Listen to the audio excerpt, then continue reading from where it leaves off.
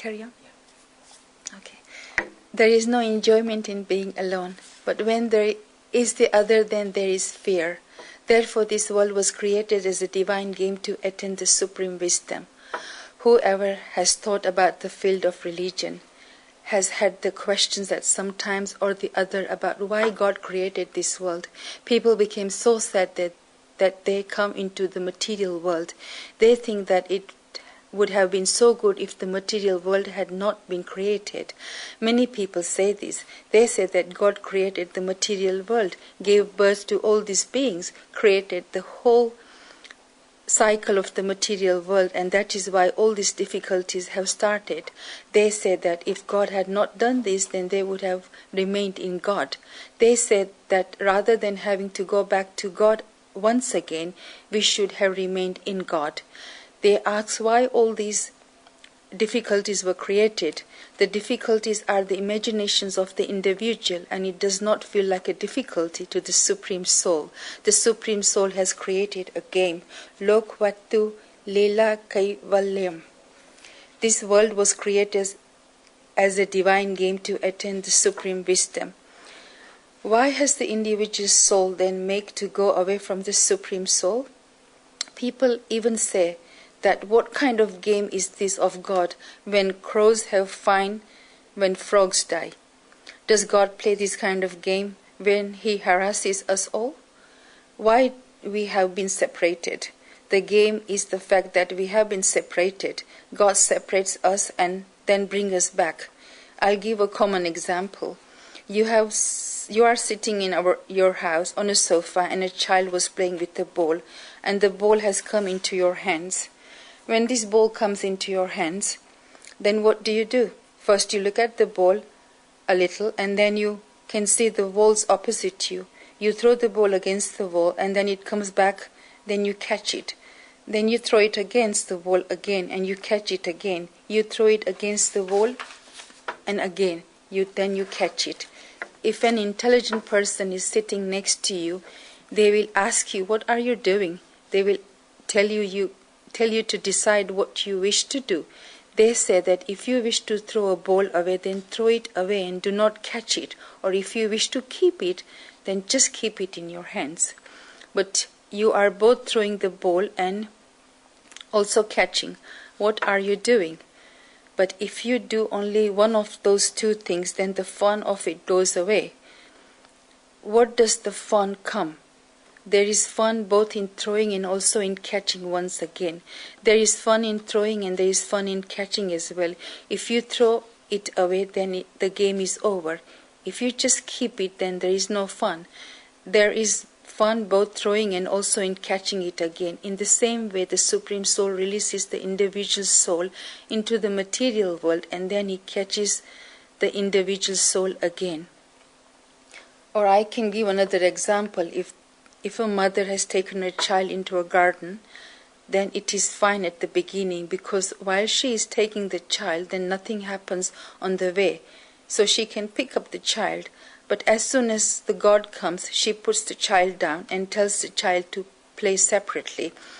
Upon going to the garden, the mother holds onto its mother, saying that, "Mother, do not let me down." The child gets frustrated. The mother wishes that because the child has come to the garden, and the child should play a little separately. After the child is played for more 1 or 2 hours, then the mother says, "Son, come, let us go." The same mother who picked up the child and brought the child to the garden, the same mother who let the child go to play, when the playing finished, then the same mother picked up the child and took the child back.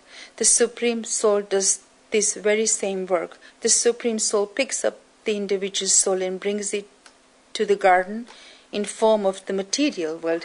He lets the individual soul play for 70, 80, 90 or 100 years. And when the game finishes, then he picks up the individual soul once again and takes the individual soul back. The mother who had taken her child to the garden in order to let the child play has no right to complain to God. This is because why did she let her child play separately? Has she not realized her child? Yes, she has. Why? She says that it is so that the child can understand, the child can learn things, the child can exercise, etc. God has thought of the same thing for her, so she can now sit there quietly. The mother says that I take my child into the garden so that the child's feet can get up. It can get a little exercise, it can learn a little, it can understand a little and know a little. This is why the cause of this material world is great. There are such grand thoughts. People's minds become so splendid. But people now have complaints toward the material world. No, they will not. While playing, the child injured himself a little, but this happens. What is there in it? When the child comes back crying, then the mother tells the child to his tears, because this happens, she says that my son is brave and therefore you should not worry. In the same way, when 2 to 4 events of unhappiness come in the material world, then we go crying to God, and God says, my son is brave, therefore you should not worry. This happens, so what is there in it? One should have no complaints. Only then one can become the Purushottam, Supreme Person. Otherwise everybody is Purush, person. Everybody is sitting there crying. One who becomes great out of the people who are crying can understand this message of the Gita in its correct meaning. Shri Krishna never gives false temptation in the Gita, that one will never get sorrows. Shri Krishna says that the sorrows will come. Tame titikahas sava Bharata. This learn to endure, O Bharata.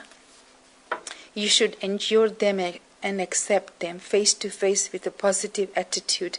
The attitude is of a lot of importance. The cause of the world is great. Positivity is the center of this universe, and the more of a positive attitude a person keeps, then that much earlier does he find out about the secrets of the Supreme Soul. I look at the material world that people do not understand God, and people find bhakti, devotion hard. The more that I think with the inspiration of God, then I can understand that it is becoming clear why people find bhakti, devotion hard. The reason for this is that they do not have a positive attitude. I can understand from the way in which people come and ask questions. Their cause is negative. Each and every one of us have vibrations around our bodies. People often experience that when some people come and sit next to them, they feel good. They feel like saying 1 or 2 things with them. They do not even know who they are, their identification or anything, but they feel like saying 1 or 2 things to them. We smile at them, they smile at us, and it feels good. And sometimes when people come and sit next to us, then everything is good about them. Their clothes are washed, they have been ironed, and they are clean, but we do not enjoy sitting next to them. We feel that it would be good if they got up quickly. The poor person has not ruined anything of ours, but why do we feel like this? There is a reason for it. It was already written in our scriptures, but scientists have carried on experiments in this field of parapsychology, and they say that when human beings go out, having taken negativity thoughts or deformities such as Kam, Krodh, Lobh, Moh, Mada, Matsara, Ahamkar, desire, anger, greed, attachment, ignorance, jealousy, pride and egotism, then certain type of vibrations of being get released from their bodies. It is possible that a person does not get angry towards you and like a good civilian says hello, good morning and sits next to you, but he has come having gotten angry with his wife at home and the vibrations are coming out of his skin and his smile does not look attractive due because these vibrations are pushing you away. This happens, and a person who constantly remains trapped amongst these deformities and drowned in these deformities, then the further away he goes from bhakti, devotion, the further he goes away from positive attitude, the further he goes away from the Supreme Soul, and the more he becomes turbulent. This happens. This is very easy to create a positive attitude. It is just like an atom. Those who have studied a little science will know that an atom, there is a nucleus, and in the nucleus there is a proton, which is a positive energy. There is also a neutron in the nucleus, and around the nucleus there are electrons of a negative charge, and they are moving around in the same way. Each and every individual human being is like an atom. The positive energy of the human being is inside the heart and is inside the body. It is in the center and it is in the nucleus, and all these negative things are moving around it. Remember that you cannot hold into negativity too much. You keep thinking negative, negative, negative. Then after a while you feel as if you should leave all of this and you should stop it. You will have to think something positive, and if you do think positive, then you will take at least have to leave negativity.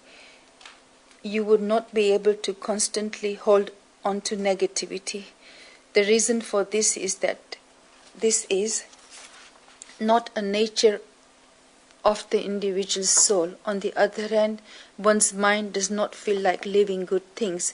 Good things stay. Negativity is always moving around on the outside, and that is why the effects of these are felt by other people like electrons. In the center there is a positivity and there is a steadiness. The center of the world is very nice and it is powerful. The root cause is great, and the more the person goes towards the center and the more that person goes towards the positivity, then the closer he reaches towards the Purushottam, Supreme Person. That is why Sri Krishna uses the word Urdhva Mulam, root above. One should not think that the word Urdhva Mulam, root above, implies that this tree is upside down. This is incorrect. The reason for this is the explanation of the reflection of the soul. Thinkers explain it very beautifully, and if there is a lake with very calm and still water, there is a tree on the banks of the river, then what does the reflection of the tree look like? If you look at the reflection of the tree, then you would be able to understand the first verse of this chapter. Urdhva Mulam Adhash Kam Ashvatam Prahur Avyayam.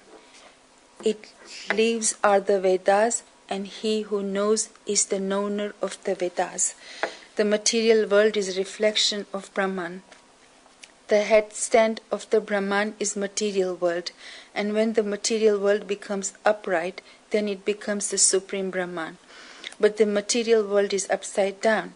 When a person gets lots of wealth and he feels as if he has succeeded a lot, when a person gets lots of fame, then he feels as if he has succeeded a lot. When a person gets power, he feels that he has succeeded a lot. But all of this is incorrect thinking. In reality, there is a void inside a person, and in order to fill that void, he is looking for and holding onto all of these things on the outside, such as wealth, power, fame, letters of respect, etc. I think we just talked about that, didn't we, earlier on. What can you say on the outside for this person? There is a lot, but the meaning of this is that there is something empty on the inside and something is missing on the inside. He does not know what is missing, and that is why he tries to fill it with all of these things.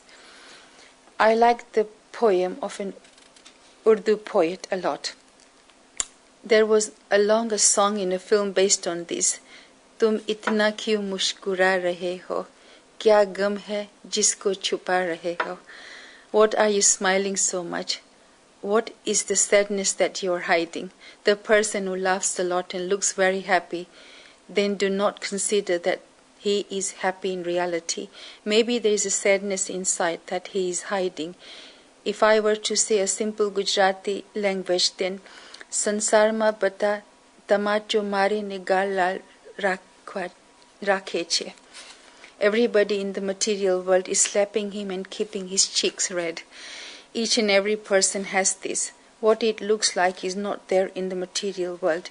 If we change our perspective a little, then we will begin to understand the material world in its true meaning. We should change our perspective a little. If we kill the image we see on the outside, then we will be able to see its true form. The nature of material world is the Urdhva Mulam, root above. The material world is upside down. We will have to make it perspective, the right side up. The material world is a symbol of Brahman, and that is why I also said that those who search for the opposite thing in the material world attain to the Supreme. It is very well known that Bhagavan Buddha saw only 4 visions, and he performed the Mahabhini Shakarma, the great renunciation. The charioteer asked him, Prince Siddhartha, where are you going? Siddhartha said that I am going to search of death. I am going to find out why death comes and why people get sorrows in the material world. I am going to find the reason for sorrows, and I am going to search of death. When Buddha went to look for the reasons for sorrows, Buddha attained bliss. Note that I am not saying happiness, but bliss. The state of being beyond happiness or sadness is bliss. He went in search of the death, and he attained immortality. One who goes in search of opposite things in the material world attains the root. There is a reason for this. If one goes in search of the branches in the reflection, then they will go deeper and deeper and will not be able to attain the root. It is the reflection, and so one wishes to attain the root, then one should not go down. One should go up, and they will immediately be able to hold on to the root. In the lake of the material world, this is the one only way.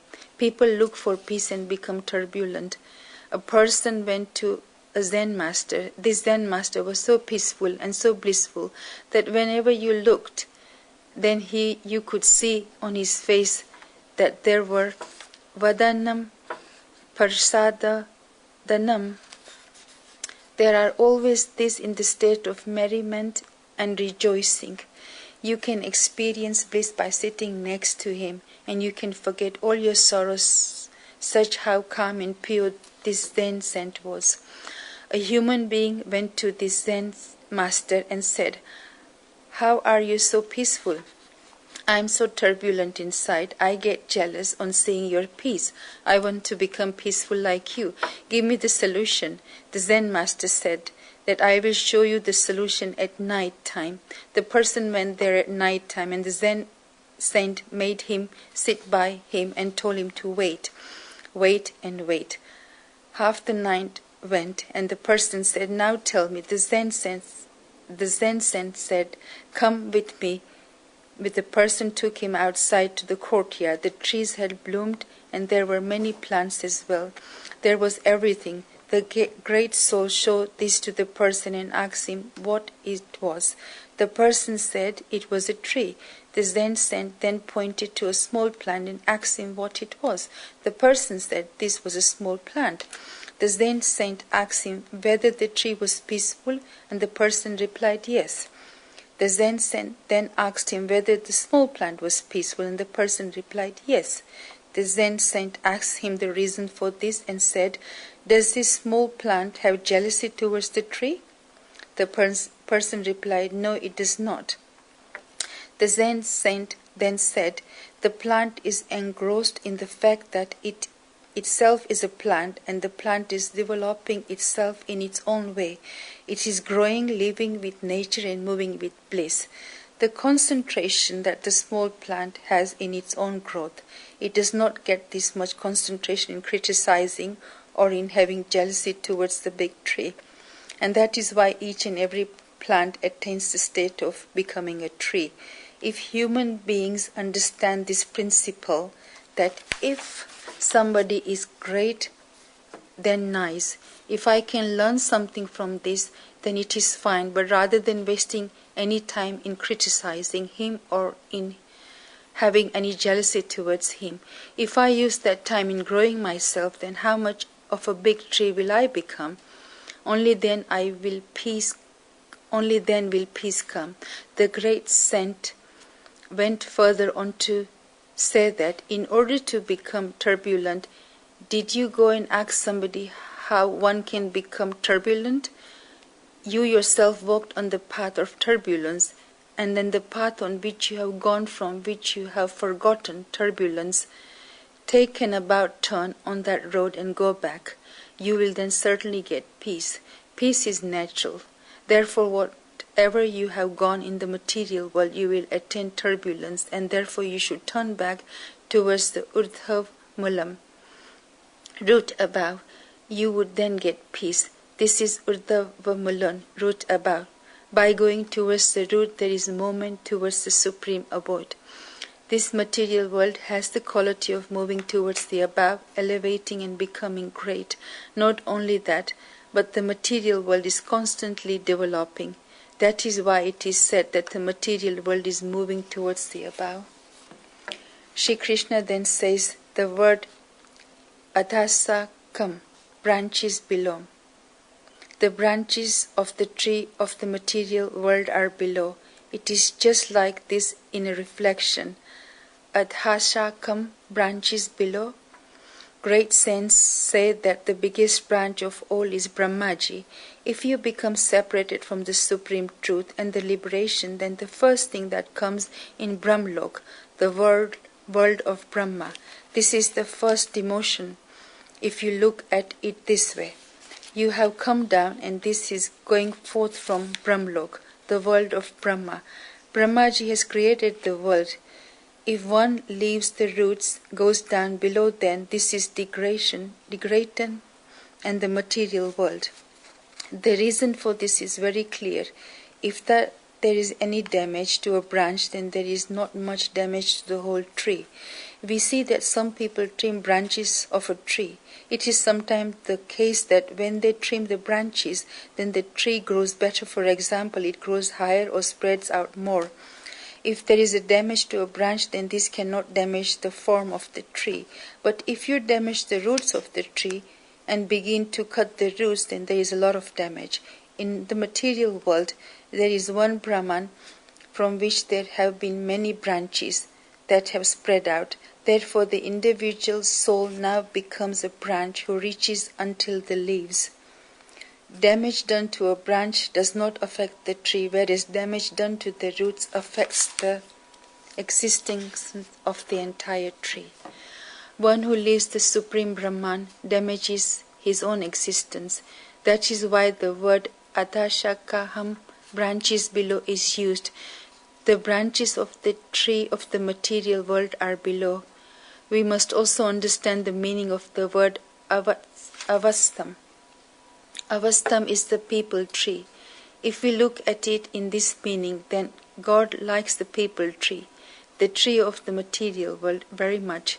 In the 10th chapter of the Gita, while describing his Vibhuti, divine manifestation, God has said in the 26th verse that Ashvata Sarvava Kraha Shanam.